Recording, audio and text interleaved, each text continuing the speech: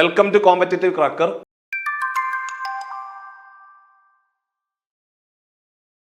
എൻ്റെ പേര് ഷൈജു. അപ്പോൾ ഞാൻ ഇന്ന് നിങ്ങളുടെ മുമ്പിൽ വന്നിരിക്കുന്നത്, നമുക്കെല്ലാവർക്കും അറിയാം 2025 പുതിയ അസിസ്റ്റന്റ് ലോക്കോ പൈലറ്റ് നോട്ടിഫിക്കേഷൻ വന്നിരിക്കുകയാണ്.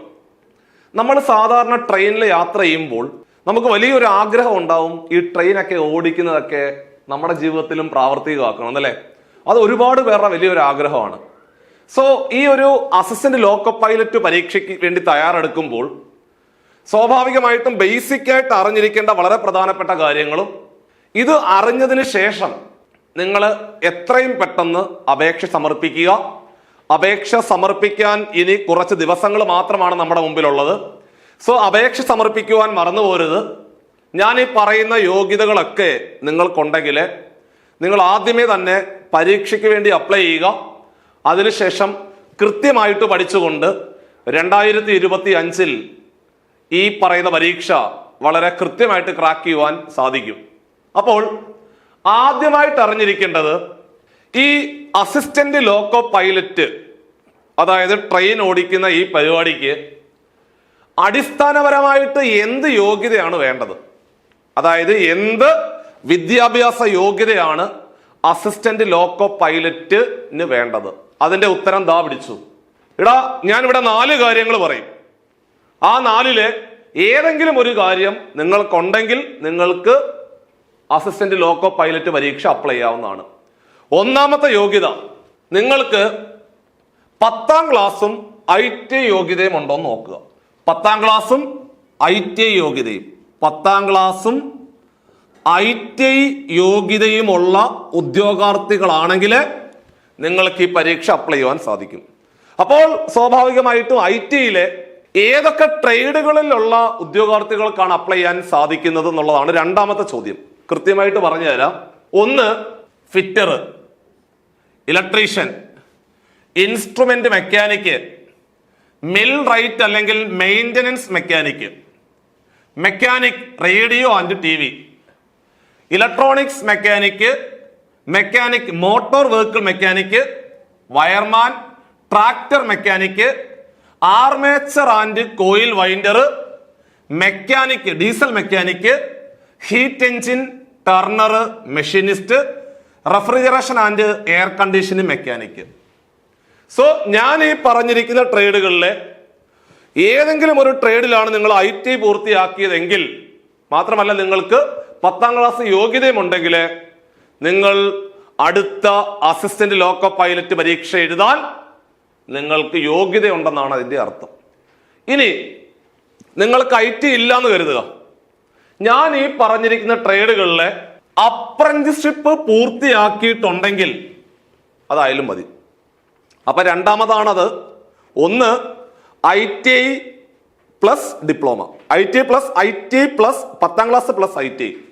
ഒന്നാമത്തെ യോഗ്യത എന്ന് പറഞ്ഞാല് 10ാം ക്ലാസ്സും ITI യോഗ്യതയുമാണ്. 2 10ാം ക്ലാസ്സും ഈ പറഞ്ഞിരിക്കുന്ന ട്രേഡുകളിലെ അപ്രന്റീസ്ഷിപ്പ് പൂർത്തിയാക്കിയ ഉദ്യോഗാർത്ഥികൾക്ക് അപ്ലൈ ചെയ്യാം. ഇതാണ് രണ്ടാമത്തെ യോഗ്യത. 3 10ാം ക്ലാസ്സും ഡിപ്ലോമയും. സോ അതാണ് അടുത്തത്.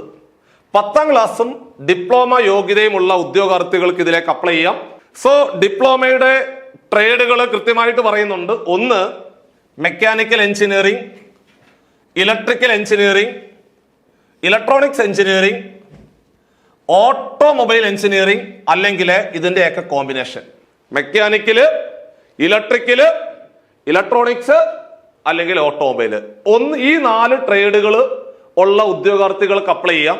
അല്ലെങ്കിൽ ഇതിന്റെ കോമ്പിനേഷൻ, അതായത് മെക്കാനിക്കലും ഇലക്ട്രിക്കലും ചേരുമ്പോൾ മെക്കട്രോണിക്സ് എന്ന് പറയുന്ന ബ്രാഞ്ച് ആയില്ലേ. സോ അത്തരം വരുന്നത് ഇലക്ട്രിക്കലും ഇലക്ട്രോണിക്സും കൂടെ ആകുമ്പോൾ ഇലക്ട്രിക്കൽ ആൻഡ് ഇലക്ട്രോണിക്സ് എഞ്ചിനീയറിംഗ് എന്ന് പറയുന്ന ഡിപ്പാർട്ട്മെന്റ് ആയി. അങ്ങനെ വരുന്ന ഡിപ്പാർട്ട്മെന്റ് അല്ലെങ്കിൽ അങ്ങനെ വരുന്ന ട്രേഡുകളുള്ള ഉദ്യോഗാർത്ഥികൾക്ക് ഇതിലേക്ക് അപ്ലൈ ചെയ്യാവുന്നതാണ്. അതേപോലെ തന്നെ 10ാം ക്ലാസ്സും 10ാം ക്ലാസ് ഉള്ളവർക്ക് മാത്രമാണല്ലോ എഞ്ചിനീയറിംഗ് ഡിഗ്രി കംപ്ലീറ്റ് ആക്കാൻ പറ്റുന്നത്. അടുത്തത് എഞ്ചിനീയറിംഗ് ഡിഗ്രിയാണ്. അതായത് ഈ പറഞ്ഞിരിക്കുന്ന 4 ഡിപ്പാർട്ട്മെന്റുകളിൽ നിന്നുള്ള എഞ്ചിനീയറിംഗ് ഡിഗ്രി എന്നുള്ളതാണ്.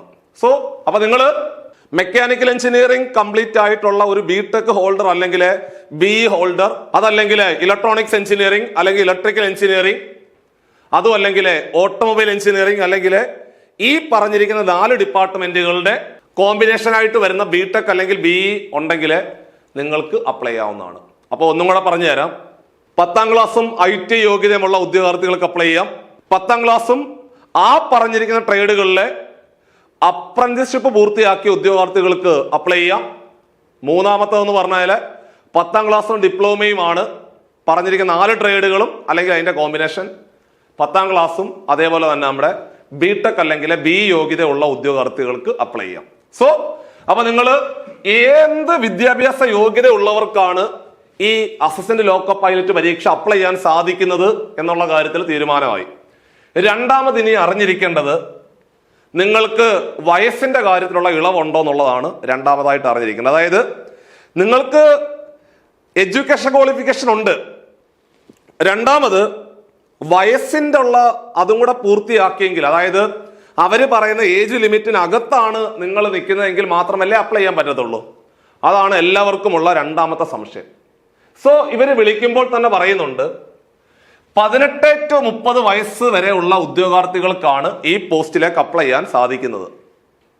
അതായത് 18 വയസ്സിനും 30 വയസ്സിനും ഇടയിലുള്ള എല്ലാ ഉദ്യോഗാർത്ഥികൾക്കും, ഞാൻ ആ പറഞ്ഞിരിക്കുന്ന 4 കാറ്റഗറിയിൽ എഡ്യൂക്കേഷൻ ക്വാളിഫിക്കേഷൻ ഉള്ള 18 to 30 വയസ്സ്, 18 വയസ്സ് മുതൽ 30 വയസ്സ് വരെ ഉള്ള എല്ലാ ഉദ്യോഗാർത്ഥികൾക്കും ഈ പോസ്റ്റിലേക്ക് അപ്ലൈ ചെയ്യാവുന്നതാണ്. ഇനി ഏജ് റിലാക്സേഷൻ വരുന്നത് പ്രധാനമായിട്ടും SC/ST കാറ്റഗറിയിൽ പെട്ട ഉദ്യോഗാർത്ഥികൾക്ക് 5 വർഷത്തെ ഇളവുണ്ട്, 35 വയസ്സ് വരെ എഴുതാം. OBC നോൺ ക്രീമി ലെയർ ഉദ്യോഗാർത്ഥികൾക്ക് 3 വർഷത്തെ ഇളവുണ്ട്, അതായത് 33 വയസ്സ് വരെ എഴുതാവുന്നതാണ്. അതേപോലെ എക്സ് സർവീസ് മെൻ, അതായത് പട്ടാളത്തിൽ നിന്നും വിരമിച്ചിട്ടുള്ള ആളുകളുണ്ടല്ലോ, അവർക്ക് 3 വർഷത്തെ ഇളവുണ്ട്. അത് അൺറിസർവ്ഡ് ആണെങ്കിലും EWS കാറ്റഗറിയിൽ വരുന്ന ഉദ്യോഗാർത്ഥികളാണെങ്കിലും, എക്കണോമിക്കലി വീക്ക് സെക്ഷൻ എന്ന് പറയുന്ന ആ ഒരു കാറ്റഗറിയിൽ വരുന്നവരാണെങ്കിലും അൺറിസർവ്ഡ് ആയിട്ടുള്ള കാൻഡിഡേറ്റ്സിനും നമുക്ക് 3 വർഷത്തെ ഇളവാണുള്ളത്. അതേപോലെ തന്നെ ex service men OBC non creamy layer ആയിട്ടുള്ള ഉദ്യോഗാർത്ഥികൾക്ക് 6 വർഷത്തെ ഇളവുണ്ട്. അതായത് നിങ്ങളുടെ സർവീസിൽ നിന്നും നിങ്ങൾ after deduction of length of service from age, അതായത് നിങ്ങളുടെ ആ സർവീസ് ഉണ്ടല്ലോ, ആ സർവീസ് കാലഘട്ടം ഇവർ ഡിഡക്ട് ചെയ്യും, മൈനസ് ചെയ്യും, എന്നിട്ട് 6 വർഷത്തെ ഇളവ് കിട്ടും നിങ്ങൾക്ക്. അതായത് OBC നോൺ ക്രീമി ലെയർ ആയിട്ടുള്ള ഒരു എക്സ് സർവീസ് മെന്ന് ഇപ്പോൾ അയാളുടെ വയസ്സ് 33 ആണെന്ന് കരുതുക. അയാൾ 23ാമത്തെ വയസ്സിലാണ് സർവീസിൽ കയറിയതെന്ന് കരുതുക. സോ അദ്ദേഹത്തിന് 10 വർഷം സർവീസ് ആണുള്ളത്. ആ 10 വർഷം ഉണ്ടല്ലോ മൈനസ് ചെയ്യും, എന്നിട്ട് 23 ആയിട്ട് മാറും. ആ 23ഉം 6 വർഷം, കണ്ടോ, 29 വയസ്സ് വരെ അവർക്ക് അപ്ലൈ ചെയ്യാവുന്നതാണ്. കണ്ടോ, അങ്ങനെ വരും. അതാണ് അവിടുത്തെ ഒരു പ്രത്യേകത എന്ന് പറഞ്ഞു കഴിഞ്ഞാൽ. അതായത് നമ്മുടെ സർവീസ് പീരീഡ് ഉണ്ടല്ലോ അത് അങ്ങോട്ട് മൈനസ് ചെയ്യണം. മൈനസ് ചെയ്തിട്ടുള്ള ബാക്കിയുള്ളതാണ് അവിടെ പറയുന്നത്. അത് പ്രത്യേകം ശ്രദ്ധിക്കണം. After deduction of length of service from age, ഏജിൽ നിന്നും സർവീസ് കുറയ്ക്കുക. അതായത് നിങ്ങളുടെ വയസ്സ് 33 ആണെങ്കിൽ ആ 33ൽ നിന്ന് 10 കുറയ്ക്കണം, 23. കണ്ടോ, അങ്ങനെയാണ് വരുന്നത് കേട്ടോ. എന്നിട്ട് ഒരു 6 വർഷത്തെ എക്സ്ട്രാ ആഡ് ഓണും കൂടി വരുന്നുണ്ട്. അത് SC/ST കാറ്റഗറിയിൽ പെട്ട ഉദ്യോഗാർത്ഥികളാണെങ്കിൽ 8 വർഷത്തെ ഇളവാണുള്ളത്. സോ നിങ്ങളുടെ സർവീസ് പീരീഡ് ഏജിൽ നിന്നും മൈനസ് ചെയ്തിട്ടുള്ള കാര്യമാണ് ഞാൻ പറഞ്ഞത്. ഇനി റെയിൽവേയിലെ ഇപ്പോൾ നിലവിൽ ജോലി ചെയ്തുകൊണ്ടിരിക്കുന്ന ഗ്രൂപ്പ് സിയിൽ പെട്ട ഉദ്യോഗാർത്ഥികൾക്ക്, അതേപോലെ ഗ്രൂപ്പ് ഡിയിൽ പെട്ട ഉദ്യോഗാർത്ഥികളുടെ വയസ്സിന്റെ ഇളവാണ് അവിടെ പറയുന്നത്. അൺറിസർവ്ഡ് അല്ലെങ്കിൽ EWS കാറ്റഗറിയിൽ പെട്ട ഉദ്യോഗാർത്ഥികൾക്ക് 40 വയസ്സ് വരെ അപ്ലൈ ചെയ്യാവുന്നതാണ്. അതേപോലെ OBC നോൺ ക്രീമി ലെയർ ആണെങ്കിൽ 43 വയസ്സ് വരെ എഴുതാം. നിലവിലെ ഇപ്പോൾ റെയിൽവേയിലെ ഗ്രൂപ്പ് സി ഗ്രൂപ്പ് ഡിയിൽ വർക്ക് ചെയ്യുന്ന ഉദ്യോഗാർത്ഥികൾക്ക് അവർ SC/ST കാറ്റഗറിയിൽ പെട്ട ഉദ്യോഗാർത്ഥികളാണെങ്കിൽ 45 വയസ്സ് വരെ എഴുതാം. പക്ഷെ നിങ്ങൾ മിനിമം ഒരു 3 വർഷം ഡിപ്പാർട്ട്മെന്റിലെ സർവീസ് ചെയ്ത ഒരു ഉദ്യോഗാർത്ഥി അല്ലെങ്കിൽ ആയിരിക്കണം എന്നെടുത്ത് പറയുന്നുണ്ട് കേട്ടോ. അത് പ്രത്യേകം ശ്രദ്ധിക്കണം. അതേപോലെ തന്നെ 5ാമത്തെ കാര്യം നമുക്ക് ആപ്ലിക്കബിൾ അല്ല, 6ാമത്തേലേക്ക് വരാം. അതായത് അത് വളരെ പ്രധാനപ്പെട്ട പോയിന്റ് ആണ്. Female candidates who are widowed, divorced or judicially separated from husband but not married. അതായത് ഇപ്പോൾ നിലവിലെ സ്ത്രീകള്, വിധവയായിട്ടുള്ള സ്ത്രീകള്, ഭർത്താവ് മരണപ്പെട്ടു പോയ സ്ത്രീകള്, അതേപോലെ തന്നെ നിയമപരമായിട്ട് വിവാഹ ബന്ധം വേർപെടുത്തി പുതിയ കല്യാണത്തിലേക്ക് പോകാത്ത സ്ത്രീകള്, അവര് സിംഗിളായിട്ട് ജീവിക്കുന്ന അവരാണെങ്കിൽ അവർക്ക് അൺറിസർവ്ഡ് ആയിട്ടുള്ള ഉദ്യോഗാർത്ഥികൾക്ക് 35 വയസ്സ് വരെ എഴുതാവുന്നതാണ്. അതേപോലെ OBC നോൺ ക്രീമി ലെയർ ആണെങ്കിൽ 38 വയസ്സ് വരെ ഉള്ള ഉദ്യോഗാർത്ഥികൾക്ക് ഈ പോസ്റ്റിലേക്ക് അപ്ലൈ ചെയ്യാവുന്നതാണെന്നുള്ള കാര്യം കൂടി നിങ്ങളുടെ ഓർമ്മയിൽ ഉണ്ടാവണം. പിന്നെ പ്രധാനമായിട്ട് ഓർത്തിരിക്കേണ്ടത്, നമ്മുടെ അപ്രന്റീസ്ഷിപ്പ് പൂർത്തിയാക്കിയ ഉദ്യോഗാർത്ഥികൾ കേട്ടോ, ITI അപ്രന്റീസ്ഷിപ്പ് പൂർത്തിയാക്കി റെയിൽവേയുടെ കീഴിൽ തന്നെ അപ്രന്റീസ്ഷിപ്പ് പൂർത്തിയാക്കിയ ഉദ്യോഗാർത്ഥികൾക്ക് അവർക്കും ഇളവുണ്ട്. അത് നമ്മൾ കൃത്യമായിട്ട് പറഞ്ഞിട്ടുണ്ട്, എങ്ങനെയാണ് അവരുടെ ഇളവ് വരുന്നതെന്നുള്ള കാര്യം പറഞ്ഞിട്ടുണ്ട്. അതേപോലെ തന്നെ പിന്നെ വരുന്നത് 25 വയസ്സിന് മുമ്പ് അപ്രന്റീസ്ഷിപ്പ് പൂർത്തിയാക്കിയ ഉദ്യോഗാർത്ഥികൾക്ക് 35 വയസ്സ് വരെ അൺറിസർവ്ഡ് ആയിട്ടുള്ള ഉദ്യോഗാർത്ഥികൾക്ക് അപ്ലൈ ചെയ്യാം. OBC ആണെങ്കിൽ 38, SC ST ആണെങ്കിൽ 40. ഇനി നിങ്ങൾക്ക് എന്തെങ്കിലും സംശയം ഉണ്ടെങ്കിൽ ഈ വീഡിയോയ്ക്ക് താഴെ നിങ്ങൾ കമന്റ് ചെയ്യുവാണെന്നുണ്ടെങ്കിൽ കൃത്യമായിട്ട് വയസ്സിന്റെ കാര്യത്തിൽ കറക്റ്റ് ആയിട്ടുള്ള ഒരു മറുപടി നിങ്ങളിലേക്ക് നമ്മൾ എത്തിക്കുന്നതാണ്. സോ അതുകൊണ്ട് നിങ്ങൾക്ക് എന്തെങ്കിലും വയസ്സുമായിട്ട് ബന്ധപ്പെട്ടുകൊണ്ട് ഞാൻ ഈ പറഞ്ഞ കാര്യത്തില് ആർക്കെങ്കിലും എന്തെങ്കിലും സംശയം ഉണ്ടെങ്കിൽ താഴെ കമന്റ് ചെയ്യാം. എഡ്യൂക്കേഷൻ ക്വാളിഫിക്കേഷനിൽ എന്തെങ്കിലും ഡൗട്ട് ഉണ്ടെങ്കിൽ താഴെ കമന്റ് ചെയ്യാം. ഇനി ഡേറ്റിന്റെ കാര്യത്തിൽ നമ്മുടെ ഈ പറഞ്ഞ വയസ്സിന്റെ കാര്യത്തിൽ കുറച്ചുകൂടി ക്ലാരിറ്റിയോടുകൂടി പറഞ്ഞാൽ 18 to 30 ആണ് അൺറിസർവ്ഡ് ആയിട്ടുള്ള ഉദ്യോഗാർത്ഥികൾക്ക് അപ്ലൈ ചെയ്യാൻ സാധിക്കുന്നത്. അതായത് 2/7/1995 മുതൽ 1/7/2007 വരെ ഉള്ള ഉദ്യോഗാർത്ഥികൾക്ക് അപ്ലൈ ചെയ്യാവുന്നതാണ്. അൺറിസർവ്ഡ് ആയിട്ടുള്ള ഉദ്യോഗാർത്ഥികൾക്ക് 2/7/1995 മുതൽ ജനിച്ചവർക്ക് അപ്ലൈ ചെയ്യാം. അതിനു മുമ്പ് ജനിച്ചവർക്ക് അപ്ലൈ ചെയ്യാൻ സാധിക്കത്തില്ല. Unreserved. OBC non creamy layer ആണെങ്കിൽ 2/7/1992 ശേഷം ജനിച്ച ഉദ്യോഗാർത്ഥികൾക്ക് അപ്ലൈ ചെയ്യാം.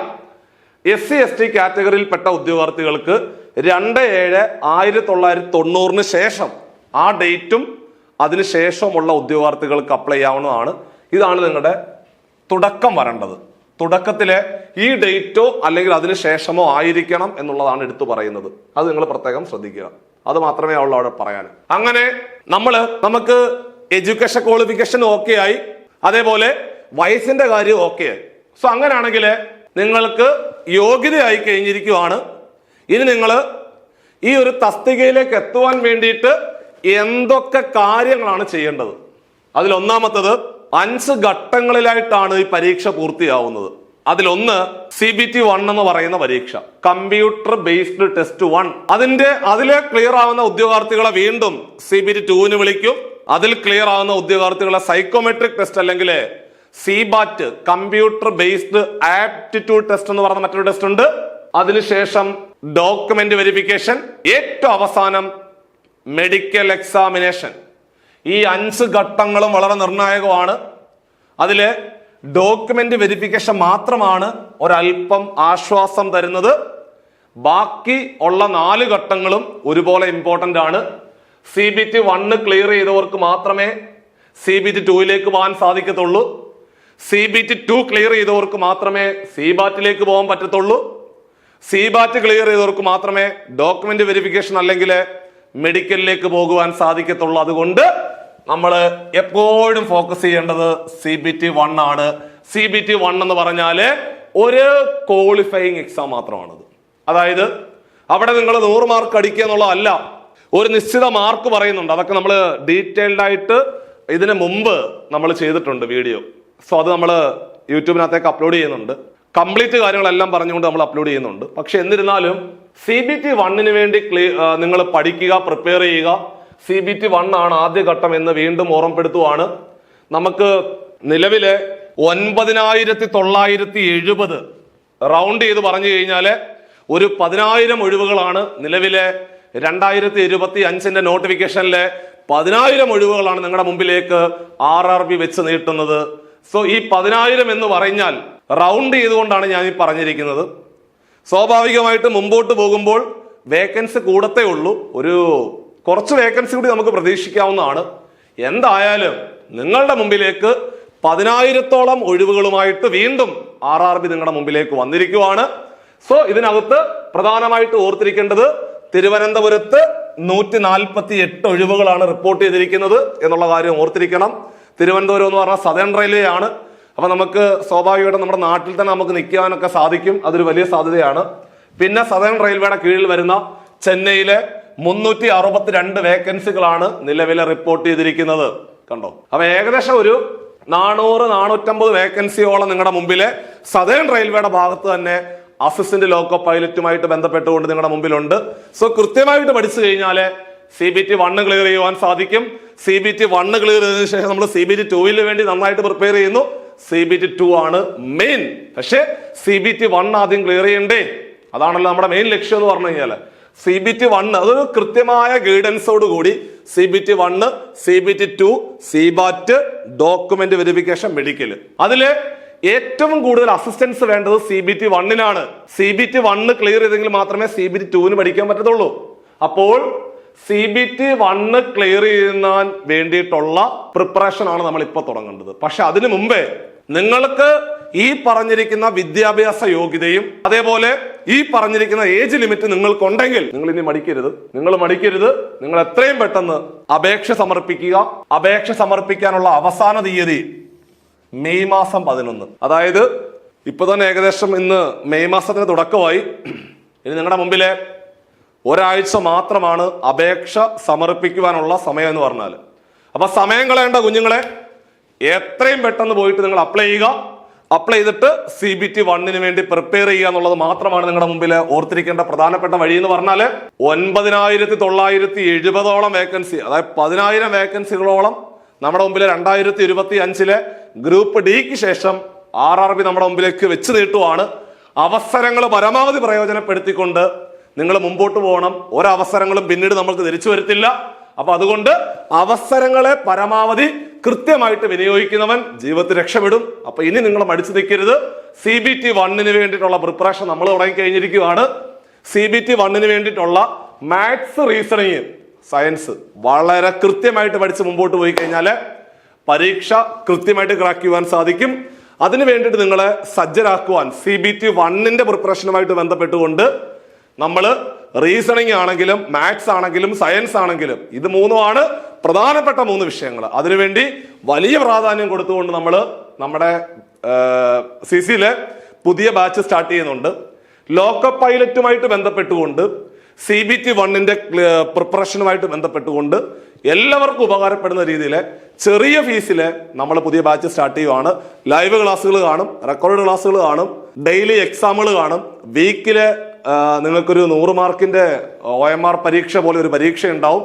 എല്ലാ സാധ്യതകളും നിങ്ങളുടെ മുമ്പിലേക്ക് ഉണ്ടാവും. സോ കൃത്യമായിട്ട് നമ്മൾ പറയുന്ന രീതിയിൽ പ്രിപ്പയർ ചെയ്തുകൊണ്ട് നിങ്ങൾക്ക് മുമ്പോട്ട് പോകുകയാണെന്നുണ്ടെങ്കിൽ 2025 നിങ്ങളുടെ കുറെ നാളത്തെ മോഹം, അതായത് ട്രെയിൻ ഓടിക്കുക എന്നുള്ള നിങ്ങളുടെ കുറെ നാളത്തെ മോഹം 2025 കൂടി പൂർത്തിയാവുകയാണ്. സോ നല്ല രീതിയിൽ പ്രിപ്പയർ ചെയ്തുകൊണ്ട് മുമ്പോട്ട് പോകണം. സോ ഇന്നത്തെ വീഡിയോ ഇവിടെ അവസാനിപ്പിക്കുമ്പോൾ നമ്മൾ വരാൻ പോകുന്ന അസിസ്റ്റന്റ് ലോക്കോ പൈലറ്റ് പരീക്ഷയ്ക്ക് നിങ്ങൾക്ക് എന്താണ് യോഗ്യത, സോ ഇത്തരം യോഗ്യതകളുള്ളവർക്കെല്ലാം അപ്ലൈ ചെയ്യാൻ സാധിക്കുമെന്നുള്ള കംപ്ലീറ്റ് കാര്യങ്ങൾ നമ്മൾ പറഞ്ഞ് അവസാനിപ്പിച്ചിരിക്കുകയാണ്.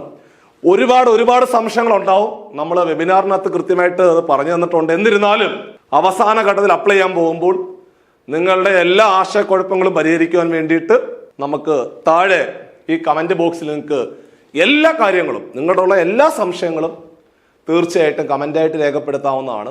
അപ്പോൾ അടുത്തൊരു യൂസ്ഫുൾ സെഷനുമായിട്ട് നമുക്ക് വീണ്ടും കാണാം. ബൈ.